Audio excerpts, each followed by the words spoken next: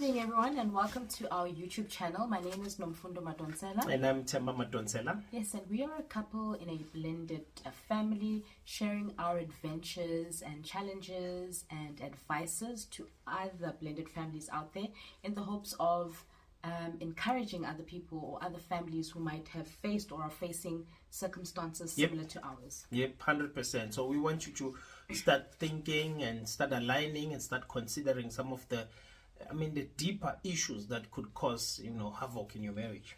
Yes. Just a quick recap. In our previous video, we spoke about umjolo after separation. Dating. Yes, and we touched on a few factors or pointers to consider during this very critical time in your life as a person who's faced a divorce and is now back in the dating world. Yep. Some of the mistakes that maybe we make, right, that could cause challenges going forward. 100%. So today we're going to talk about Julie Langitz.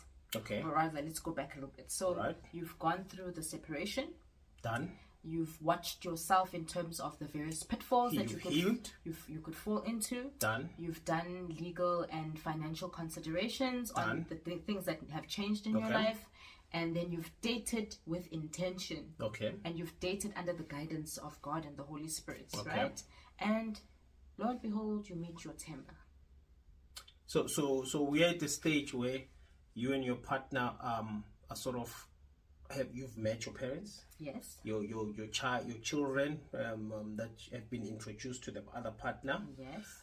So you guys are basically getting ready for marriage. You are getting ready for marriage, or you're getting ready for ilobola as well. Okay. Let's also just put that one there, because a lot of people tend to think ilobola is not a complete actually marriage, outside of umshado. But the law says ilobola is considered a marriage. Yes. So there's 4 pointers that we're going to talk about or talk under. All right. After you've found your perfect girl or guy. 4 things to consider. Yes. Okay. Point number 1. Premarital counseling is going to be a very critical and must be a very integral part of what you are trying to establish and set up.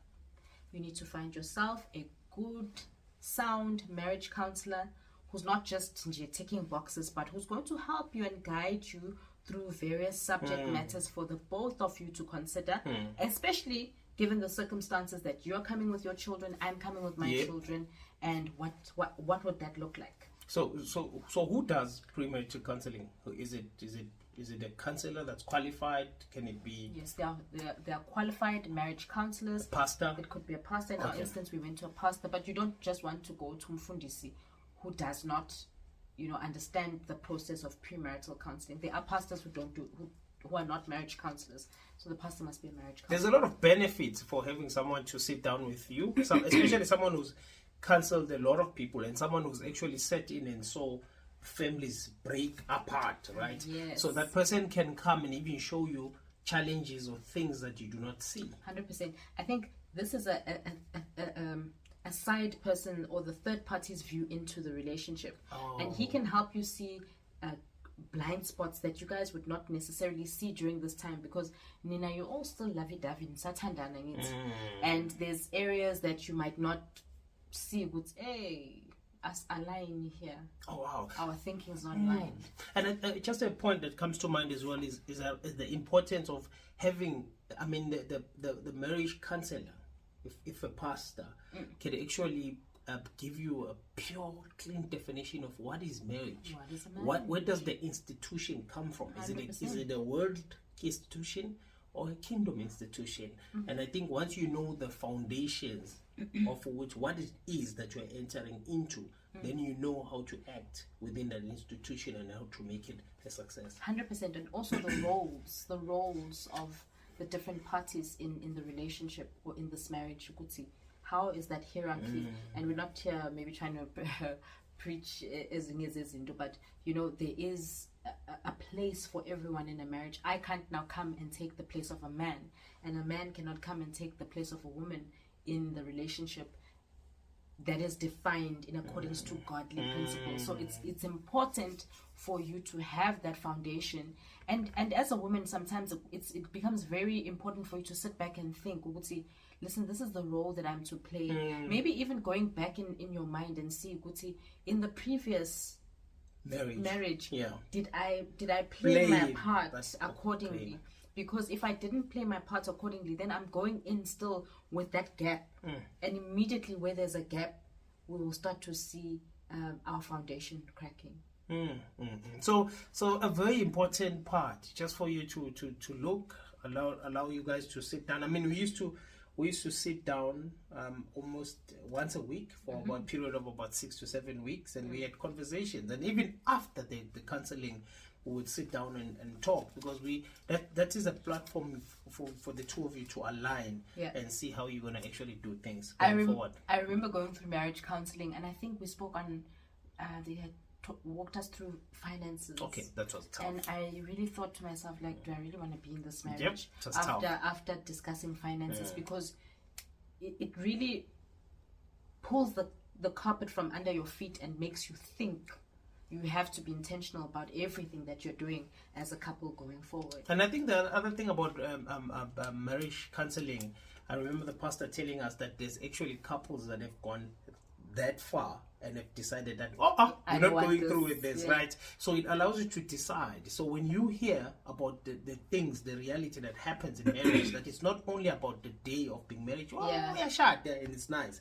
After that, there's actually a person that you have to talk to and engage and have to strategize with for the rest of your life. For the rest of your life, indeed. So I think we've touched on it. Premarital counseling is going to be pivotal. Second point. Second one is your financial strategy. In you. Yes. How are we going to deal with it? How are we going to deal with money? Do you know why this is important?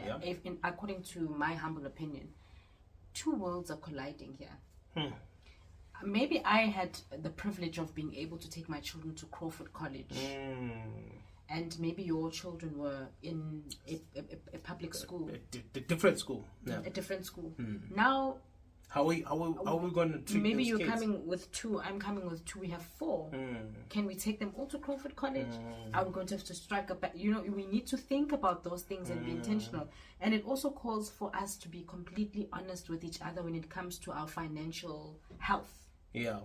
No, finances is a crucial aspect, because finances are emotional. They touch on the feelings, so it's easily that they could start a fight like that if we don't understand. Now, there's a lot that we could talk about when it comes to finances. Like, for example, how will you handle household expenses? Yeah, that's very important. You know, who's gonna pay for the house? Who's gonna pay for the cars? Are you gonna get paid in your own corner, and I don't know about what's happening there, and I'm not gonna get paid in my own corner? I don't know what's gonna happen there. How are we gonna do things for the kids? You spoke about schools now. What about activities? What about and those things involve finances. What if there's a child within the blended home who has different needs from the other child, and then let's say it's not your child, it's my child. Now you need to understand, because Lana, we must be contributing more compared to the other children. Is that okay with you?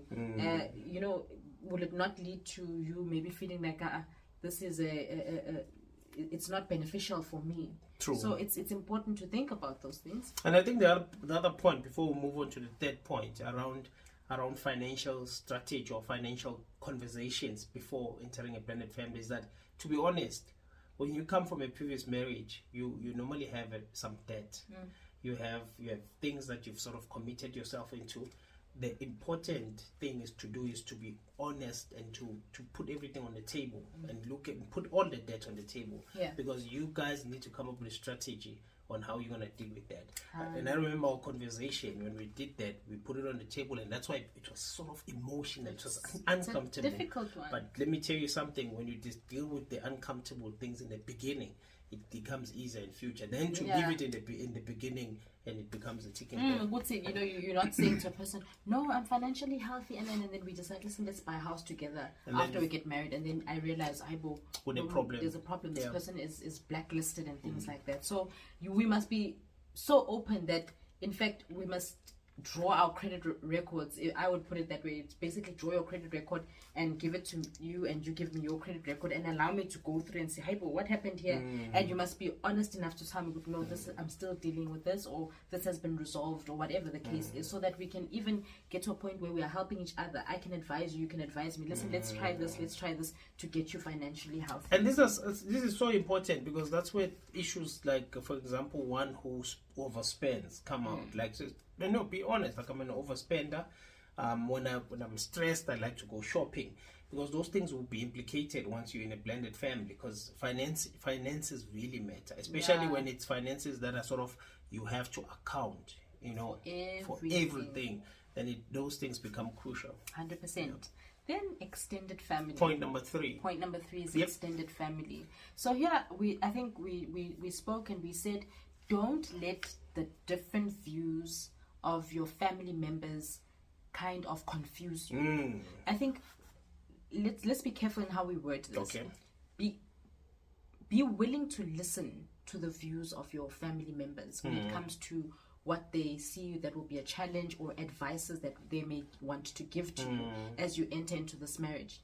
But usumdala now, and you are being intentional. I'm talking about a rational, sober-minded person. You are being intentional. It's not everything that you must take now and let you sit. Be a student, but don't take everything. Eat the meat and spit out the bones. Okay. Because, for example, I'll just make an example. Ukuthi umuntu comes and says, I'd never marry a person who has a child. Like, where on God's green earth am I? Where do I fill the application form that says, God, please make sure that the person does not have a child, whereas I have a child? So very important point. So basically, what we're saying here is that if you come from a family, people in the family that you come from have different beliefs and views and opinions about how families should work. It might contradict yours. Listen to them, but be a student and decide and move forward. Yeah. And like we said, eat the meat, spit out the bones, and take what works for you. And respect them as well. Respect them. Also, I think we said here, how you treat and talk about your bonus baby, your stepchild, or your prospective stepchild, is how your family will treat and talk about the child. Those kind of things. What they do is that your family will treat the child in the same way that you talk or treat that child as well.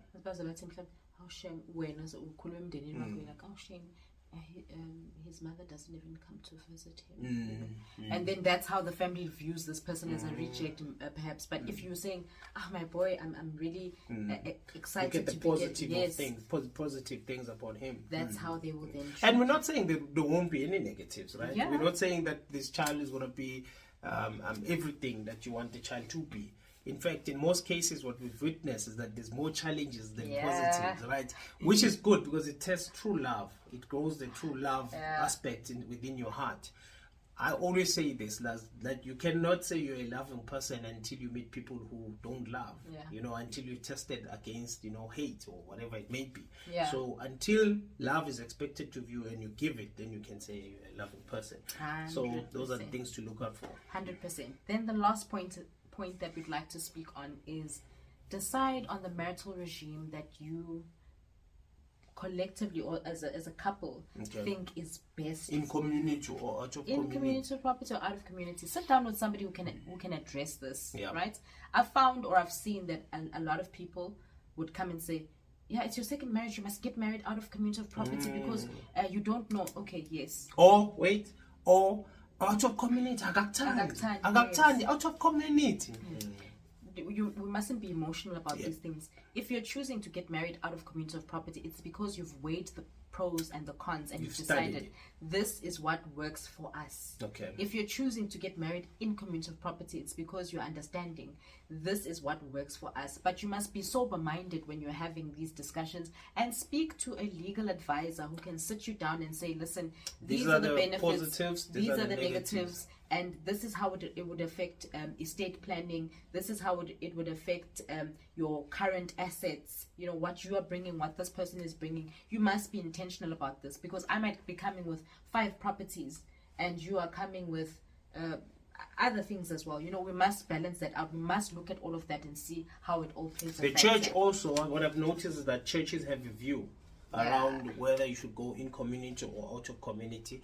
What's important is that because you might come from different backgrounds when it comes to religious beliefs, ensure that you align, ensure that you talk about these things beforehand. Let it be uncomfortable beforehand, so that when you go in, already you know that your foundation is set and you've made a decision on which route to take. Because when you get married and you decide, oh, we want to move from out of community to in community inside, there's now implications, financial implications that you have to consider.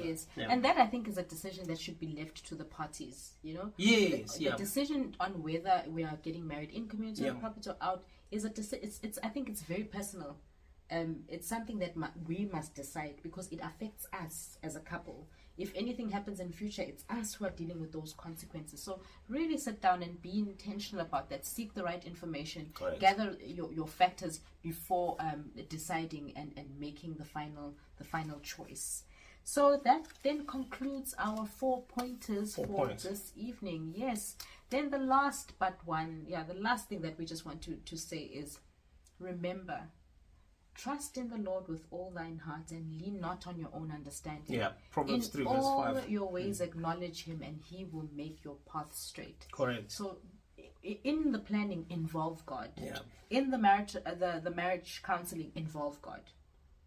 So basically this 4 points talk to the plan that you guys are putting together on how you want to be successful in this marriage. You are saying we've got kids that have other parents outside the marriage. You are saying there's financial implications. We're starting on a negative because we might have debt. You are saying there's in-laws that we need to consider who might have a different view. What is the plan? And then we are taking the plan and we are giving it to God, 100%. And we're saying, God, this cannot be successful without you, and you are the foundation of it all. 100%. And with that said, we say thank you so much for tuning in, and we will see you in our next video. Goodbye. Bye.